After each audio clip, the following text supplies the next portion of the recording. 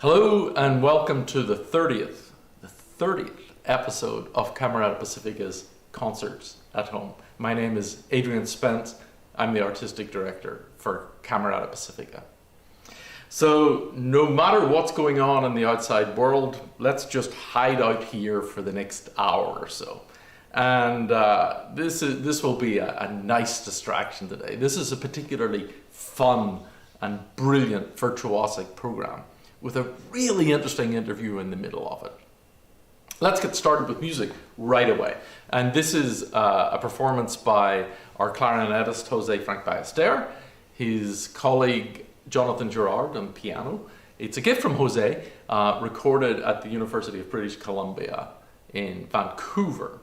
The piece, Adagio e Tarantella by Ernesto Cavallini. Enjoy, see you the other side.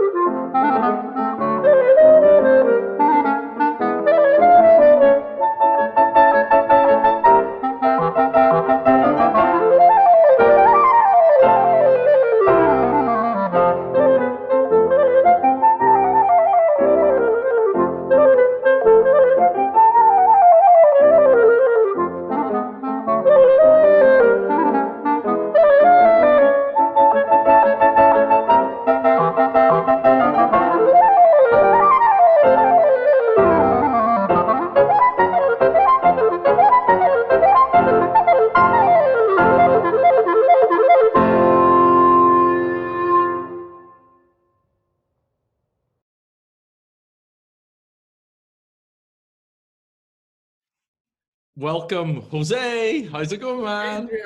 Adrian, great to see you. Yeah. So I'm not going to ask you how you're doing because clearly you're doing very well. You're doing good, and I need to get straight.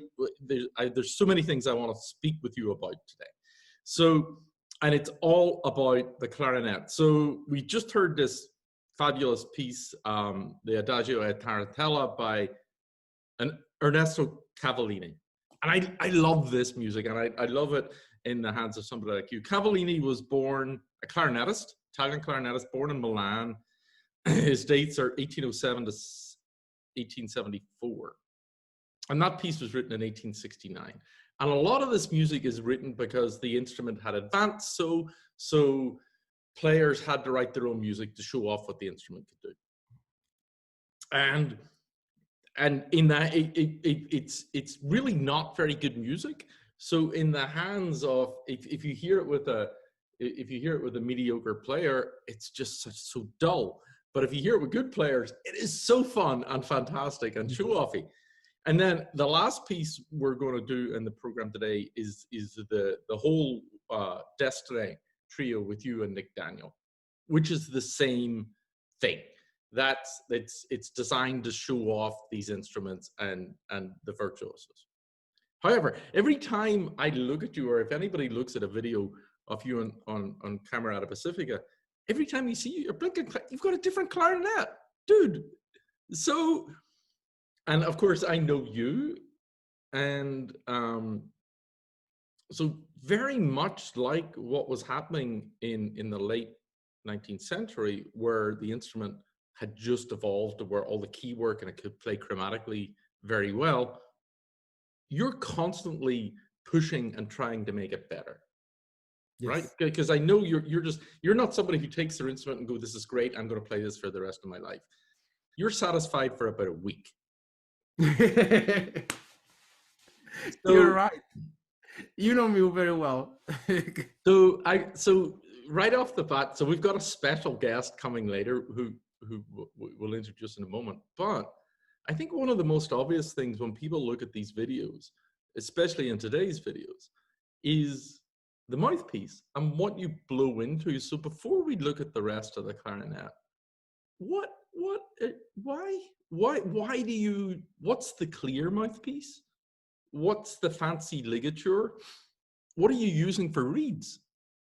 I see. So this is the clarinet, and this is the top of the clarinet, right? And we are now paying attention to the very top of it, which is the mouthpiece, the ligature, and the reed. So let's talk about the ligature. The ligature is what holds the reed into the mouthpiece, and there are different types of ligature. This ligature is made of quartz. Also is made of gold, even has a diamond on top. The diamond's really going to affect the tone, you posy. Yeah, this ligature went through a cryogenic process where they bring the metal below 200 degrees and then slowly bring it up, so it has different resonance and vibration.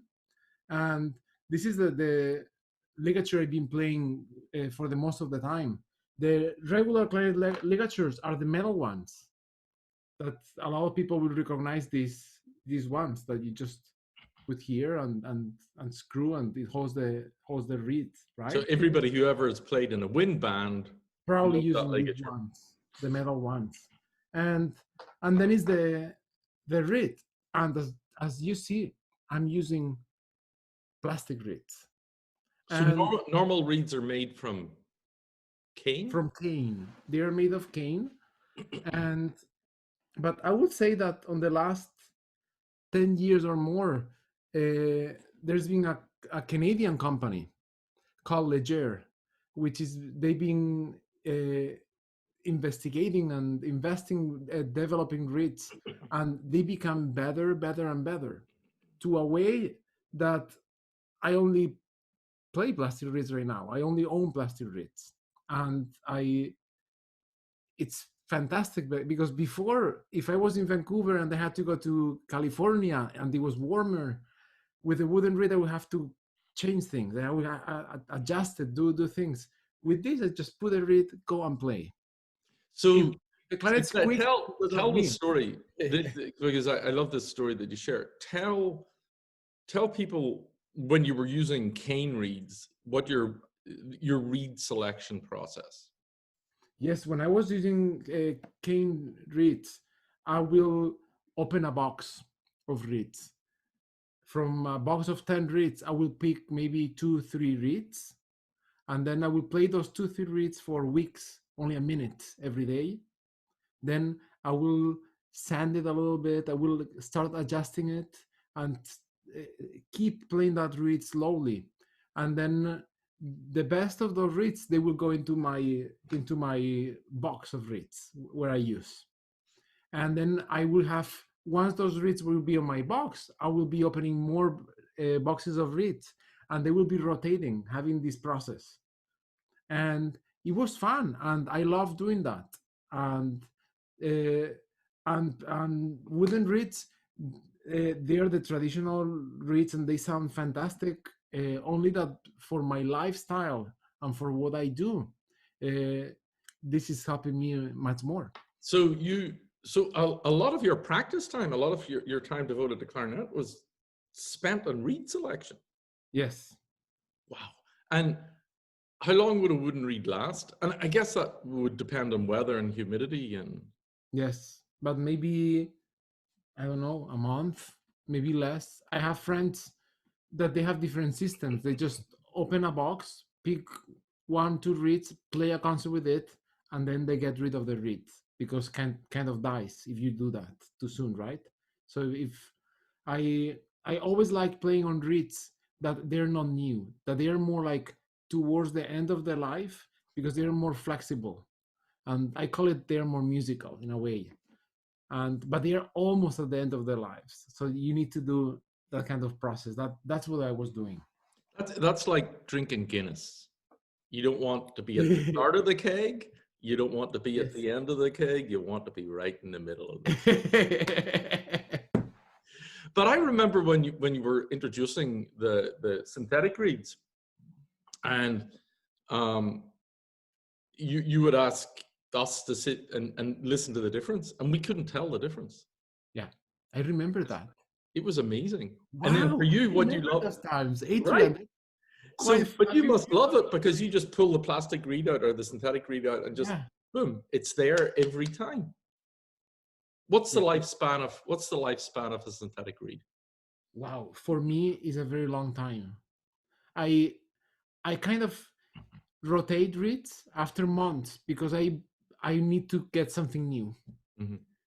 But for instance, these reeds, those 4 reeds that I have here, probably have them for a year or so. Dang, wow. And so sometimes I'm like, okay, I want to try a new reed today. Let me put a new reed. They're very stable, but plastic reeds, you need to pair them extremely well with the mouthpiece that you use. It's like any. All right, just one thing before you go to the mouthpiece, because clarinet reeds and I guess saxophone reeds will work that way, but they haven't yet developed synthetic double reed technology. They're still working on that, right? So oboe reeds and bassoon reeds are not completely there yet. Is that correct? They are producing them. They're producing bassoon and oboe reeds in plastic, and they've been having a very good success. Only that double reeds, each player implies their own personality on how they make the reeds. It's like no one reed that fits all. Mm-hmm. And so that's more tricky, but they are doing it. Yeah. All right. So then to the mouthpiece. So you've got a fancy clear mouthpiece there. So yes. So what's that? That's a mouthpiece made of glass, believe it or not. And this glass is being molded in Tuscany, Italy.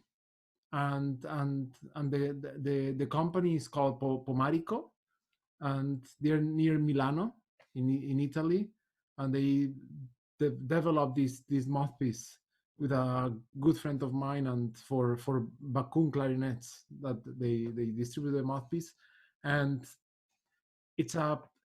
I love this mouthpiece with a combination of reeds because it pairs everything very well. It's like a menu, right? You need things that they pair very well and they balance everything. And so those reeds will not work the best with any mouthpiece. You need specific mouthpieces that they're gonna take the best out of those reeds. So, do you have a regular mouthpiece there? Just show us for comparison. Yes, this is a regular mouthpiece, a regular like black rubber. It's not made out of wood? No, that was many years ago. Because wood changes, expands with warmth, right? With temperature. So rubber is more stable. Glass is even more stable. So this is more like the typical. This is an incredible mouthpiece too. I love this mouthpiece, and it's also a new made mouthpiece by Hawkins in Vacuum, is the Z, and they're fantastic. I love them. I love both of them. So we're talking about the absolute start of tone production on the instrument. And so your setup is everything about that. Everything about the top of your instrument there is quite unique. Glass and an unusual, cryogenically developed ligature and a synthetic reed. Yeah, and what I like about this is the human connection between all those companies. I'm in very close contact with the ligature company in New York. I'm in very close contact with the plastic reed company here in Canada, with the mouthpiece company in Italy, here in Vacuum as well, and with the Clarinet company, which is based in Vancouver. We'll talk later about this. And I'm so lucky. You know, Adrian, this is like when I was little, you were watching Formula One race, right? It's not about only the pilots that you need to be a great pilot, but you need also a great gear. And it's not, when you see the car, you don't see the car as a whole. You're seeing the tires, you're seeing the brakes with different companies that they're all teaming out together, and you're adding that personalized car that is gonna make you go faster. And that's the aspect of the clarinet I like. There is also the traditional aspect. There, a lot of my highly respected colleagues, they play with other brands of clarinet, and they have more of a traditional approach to clarinet. As you know me, I'm the opposite. I'm extremely looking forward, and I'm associated with those companies who are really looking forward into the future of clarinet, and I get a kick out of it. I love doing this. I love experimenting, and it makes me play better too. So the your analogy to Formula One cars, I remember the big breakthrough in technology of 30 or 40 years ago in terms of the application to racing cars and motorcycles was the use of carbon fiber. So we'll get back to that in a minute. So show us the mouthpiece. So it goes mouthpiece and then barrel. Yes. So this is the mouthpiece. You can see the glass. And then this is my other favorite mouthpiece. Okay, so that comes here, right? Mouthpiece, a ligature that holds the reed in place, and then it comes the barrel. So the barrel, whenever you're changing mouthpieces between clarinets, is it just a mouthpiece you change, or do you change mouthpiece and barrel? Usually barrel as well. Okay. Can you take the barrel off? But different clarinet players, they do it. Oh, and I should mention this because this is so interesting. As you know, there are different lengths of barrel. So if you see that barrel, it says a 67 over there. So that means that this barrel is like 67 millimeters. But if I'm playing in Europe, where the pitch is very high, like 443, 444, I may use a 64 or 65. And if I'm playing with a piano that is very flat, like 339, I may have to use a 68. So when I go to Camerata concerts, I carry with me 4 or 5 barrels.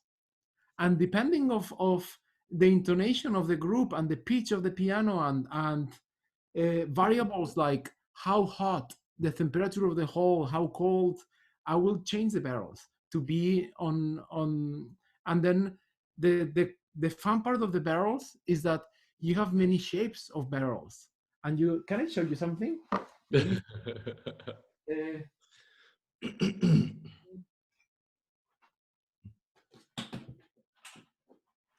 You have so many shapes of barrels. Look at this.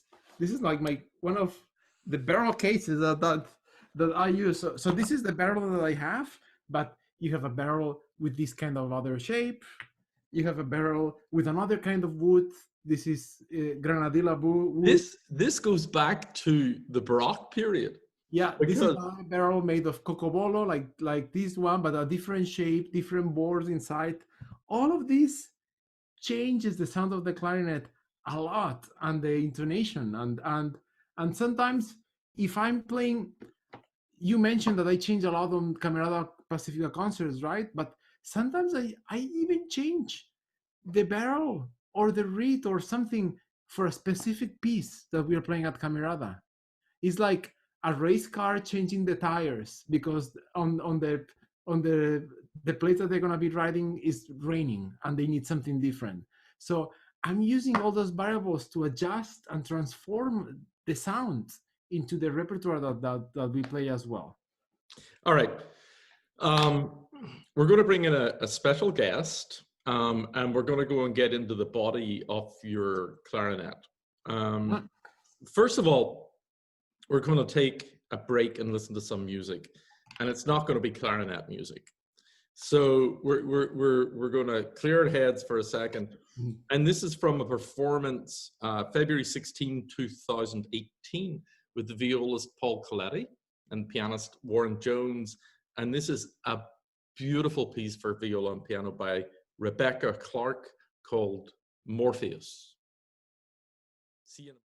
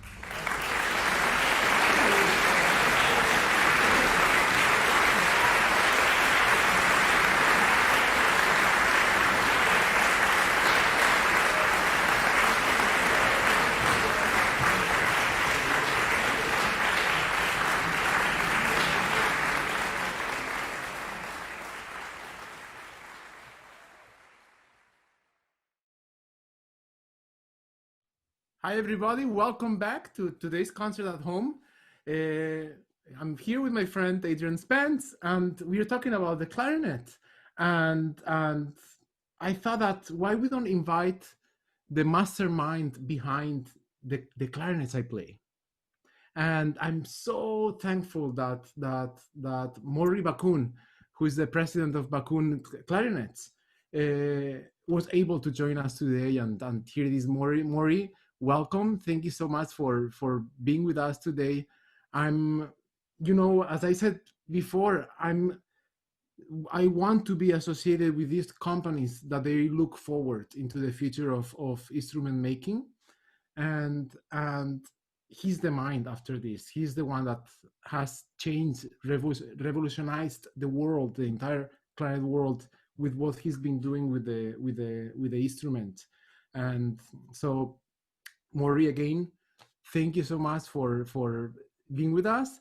Adrian, I don't know if you have any question for us, but Well, so yeah, so Maury, every time I know you and Jose have been working together for years now, and every time Jose comes to a Camerata performance, there's either a different color bell or a different colored barrel. The body of the clarinet generally stays the same, but the extremities seem to change. So explain that. And I know we'll get into the body of the clarinet in a second, because I know there's a big development that you have that we've equated to Formula One cars earlier. But do you experiment with woods or tell us what's going on with your company? First of all, it's a pleasure to be with you. I've been a longtime fan. You have a marvelous, marvelous series and wonderful performers, and really are at the cutting edge of helping to advance music in so many ways, particularly during this time, to be so creative. So thank you, Adrian, for all you do. Thank you, Jose, for your support. And to the audience, pleasure to be with you. So the clarinet has historically been an instrument that is one of the younger instruments in comparison to strings and pianos and many other things. And you've probably noticed, because Adrian made the comment, that he sees Jose playing, and Jose will have different colored bits and pieces on, or he'll change certain parts. For a long time, clarinet players really had very, very few choices. The instruments that they had as students might have been plastic, but other than that, they were made from one wood, which was typically grenadilla, or impingo, which is from Africa. It's a very dense wood, but it tends to have one general sound profile within it. So when we started making, first of all, the accessories, as you call them, the bits and pieces on the ends, we started experimenting with many, many different woods. And what we found is that there were many sound profiles. And one of my goals, this may sound funny, but I don't want anyone to listen to a player. So to listen to Jose and say, oh, that's a Bakun clarinet he plays. That sounds like a Bakun. If that happens, I feel as though we failed. My goal, and the goal of our entire company, is to create something which allows an artist to ultimately be able to find the voice that has always been in their head, the sound that they dream of, the tone that they go to sleep at night wishing they could attain. And that may be different. So if Jose is playing the Mozart Clarinet Quintet with one of your great string quartets, but the next day he's playing something like a very contemporary piece like Arlequin, he may in fact want very different sounds. And you've probably noticed flute players will use silver, they'll use gold, oboe players will change reeds and all kinds of things. Bassoon players have a case full of vocals. Clarinet players tend to have been the last frontier. They put on what they have and they try their best to make it work for everything. So when you see Jose playing and he has these different bits and pieces, it's not that he suddenly said, well, gee, the other ones that I had were not necessarily right or good, but he may have been playing very different repertoire. And what he's looking for today is very, very different. It's a fun thing when you go over to clarinet players' houses, Adrian, in the future, or for any of you, just go into their top desk drawer in their studio and open it. And you will usually find 10, 20, 30, 40, in Jose's case, 367 mouthpieces and a box of ligatures that they've experimented trying to find things. You know what's Recently, remarkable? You know what's remarkable, Maury? You described this wide range of instrumental parts that Jose uses, but the other thing is, if you notice in the performances, he only has one tie. Well, that's because it's a clip-on. He hasn't learned yet how to do them up. I don't know how to tie. And it's also for safety because, you know, in case you go to pull him off the stage, the tie comes off, but he can still stay there. So it's actually multi-purpose. Now, so you asked about woods. If you have a chance to visit at some point our factory, you will see tens of thousands, hundreds of thousands actually, of pieces of wood at all different stages of aging. Many of them, you know, 1 year, 2 years, 5 years, 10 years, 20 years, some in square, some in round, some partly made, and a whole variety of woods. And, you know, over the years, we've done all kinds of experiments. I may wake up at 2 o'clock in the morning and I think, well, wouldn't it be great to try Canadian maple? Because in bassoons, for an example, they make them often from maple. And I think this is a great idea. So, you know, at 4 in the morning, I can't sleep. I get all excited. I go in my car. I drive very quickly to my office, set up one of the machines and go make one of these as a prototype and say, yet another bad idea that I managed to have. And we have a room full. So we've experimented a lot. And one of the things about our company is relatively young. It's approximately 20 years old. So we're not bound by the same tradition as some companies that may have 100 years or more of tradition, where people have a very certain expectation. We've been able to try many things and appeal to different people. So for example, since I've known Jose has probably played at least a half dozen different instruments, even before he played Bakun clarinets, trying to find ultimately his voice as an artist. And this is about really finding what works for you. You know, the fact that Jose plays something, 20 people can say, oh, I love Jose's playing, or 2,000 people, or 200,000 people, and say, I'm going to take his clarinet and play it. And he could very generously say, here, take my clarinet and play it. The truth is, they still wouldn't sound like Jose. So let's get specific. Jose, the clarinet in your hand, what is this instrument? Well, this is a Lumiere a clarinet made out of cocobolo wood. So this is wood, all wood. Mm-hmm. And Maury, so you talk about the wood aging. Is there a specific length of time you prefer to have the wood age before you start to build the clarinet? So it varies a little bit because what you're really aiming for is a certain moisture content in the wood. And wood is a little bit like people. You know, if you look even at different parts of your body, you may have more brown spots in one area or freckles in another. You may have denser veins in one area than another. So a tree is typically, you know, a fair size. So where you cut it, it depends how much sunshine it got in its life, how much rain it got, when it was cut, how it was dried, how it's been shipped from Africa to North America or Europe or Asia or wherever it's going. So it varies a little bit, but typically you are talking years and years. And while there are some ways of artificially doing that faster, such as kiln drying and certain other chemical processes, with natural aging, you typically will cut it and let it rest. Then you will do certain operations like go from square to round and let it rest. Then you'll drill a small hole through the center to let it breathe and let it rest. It basically is a little like, you know, people in Spain, they work a little, then they sleep quite a bit. They work a little more, then they sleep quite a bit. Jose should be very Jose, like in rehearsals, man, it's like Jose naps between movements. We have to. There's a little siesta. It's in his contract. He insisted. Oh my God. Hold on, let me get this right. He cannot possibly play a presto after an adagio without a suitable siesta. It's in his contract. I just want to know how you get him to rehearse. Whenever you start to develop tone holes, is there a first tone hole that's drilled to set up the scale? Yeah, so basically when we do the experiments at first, you know, one of the problems with clarinets historically, A lot of musicians don't like playing with clarinets because clarinets intrinsically have an awful lot of intonation challenges. And interestingly, when you look at other wind instruments, so let's just use the flute as an example. About 40 years ago, there was a very, very progressive thinking person in England named Albert Cooper, who fundamentally said, you know, intonation is not accurate enough on flutes. And he set about a series of experimenting, and he came up with essentially a better mousetrap. He improved the scale. And he did that by certain experimenting and then ultimately building a scheme, we call it, for where a tone hole goes and the size. So one of the things that's unique about what we do, the historical way of making clarinets, is you drill a hole and then you use a big steel reamer on a machine and you kind of shape that hole so it's smaller at one end and bigger at the other. But there's some very big limitations on what that can do because you really only can be smaller to bigger or straight.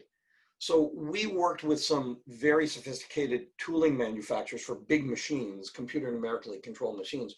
And we now can make a series of undulations or bore shape changes inside the bore, which is truly unique. And that has allowed us, both with the bore and the tone holes, to work on a refinement to the scale. The tooling before, just, it didn't allow. That's amazing. Yeah. I didn't know that. So was the traditional, the bore traditionally, was that even or was it conical? It typically was somewhat, well, originally they were even because there was just one simple cutting tool to do it. But over time, they basically got to the point where they were smaller at one end of each joint and bigger at the other.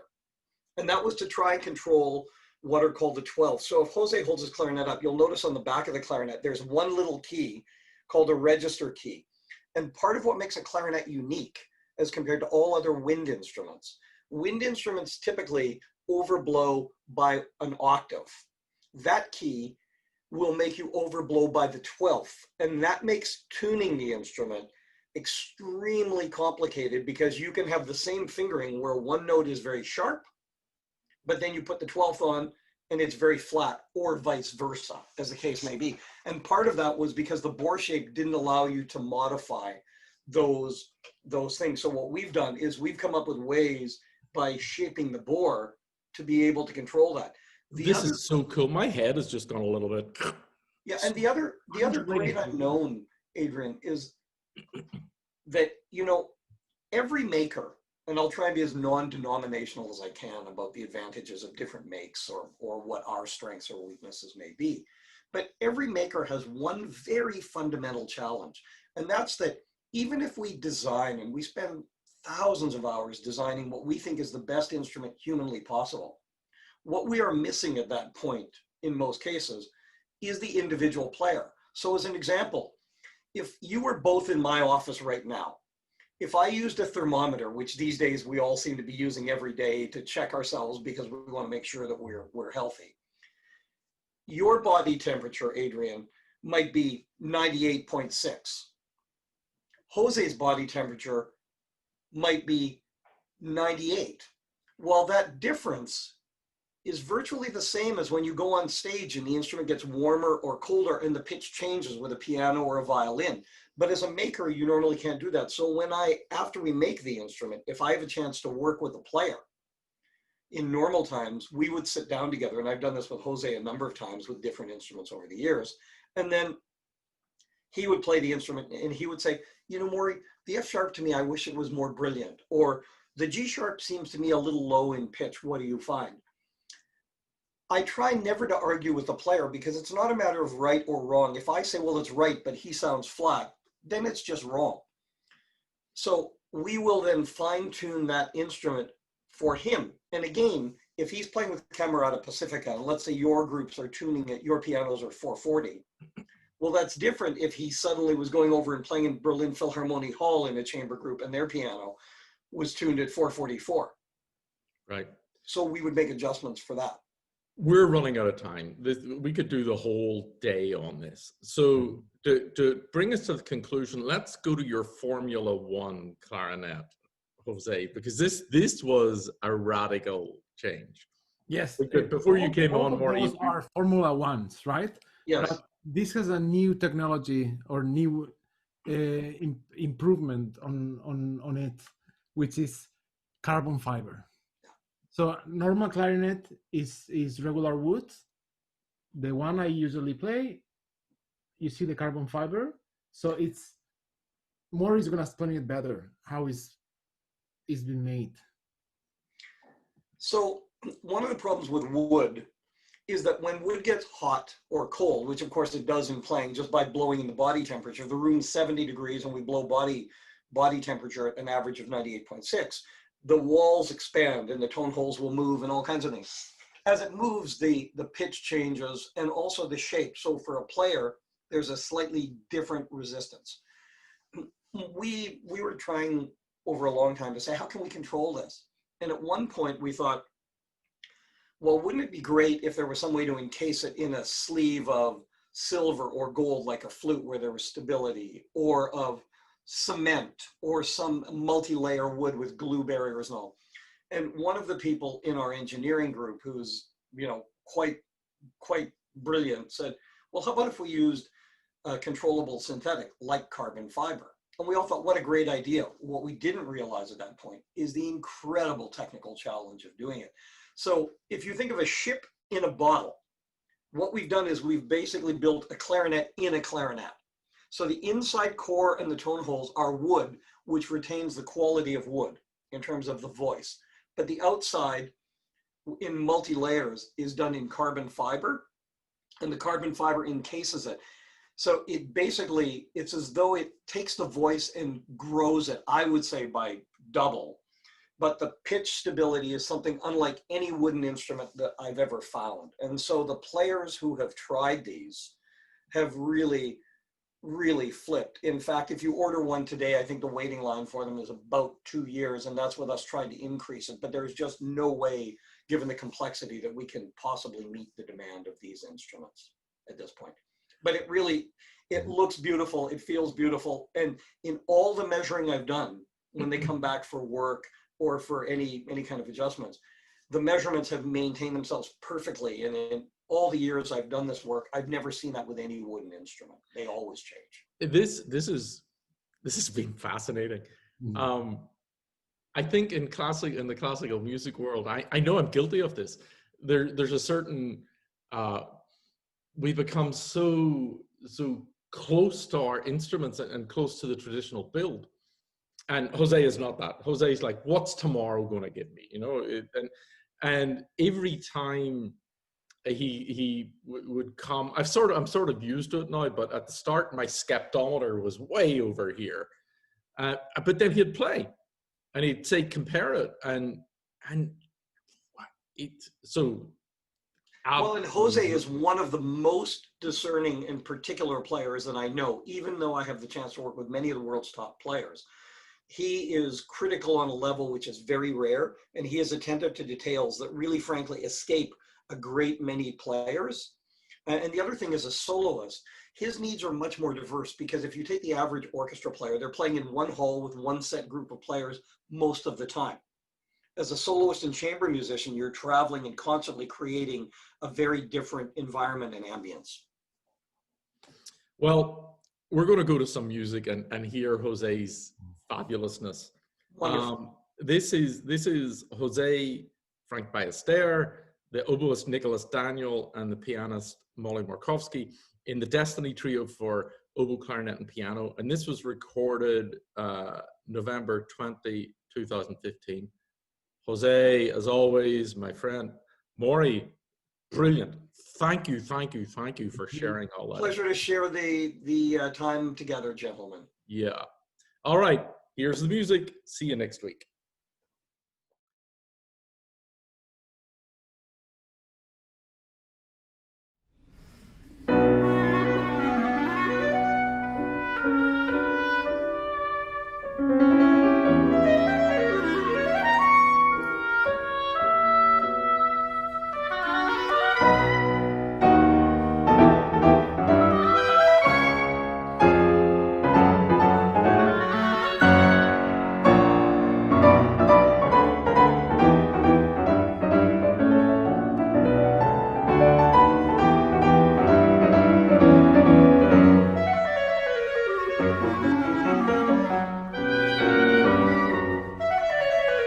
you.